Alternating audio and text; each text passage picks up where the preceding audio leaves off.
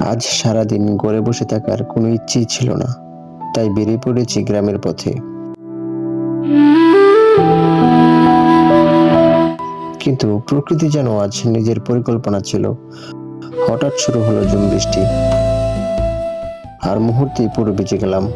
তবে সত্যি বলতে এই বৃষ্টি ভেজে যাওয়ার অনুভূতিটা সত্যি অন্যরকম। চারদিকে সবুজ প্রকৃতি, গাছের পাতার টুপটাপ বৃষ্টির শব্দ, সব মিলিয়ে যেন এক অন্যরকম অনুভূতি। জীবনে মাঝে মাঝে এমন কিছু মুহূর্ত আসে যেগুলো পরিকল্পনা করেও পাওয়া যায় না। আজকের এই বৃষ্টি ভেজা ভ্রমণ সত্যি একটি স্মৃতি। ভিডিওটি ভালো লাগলে লাইক, কমেন্ট এবং শেয়ার করবেন।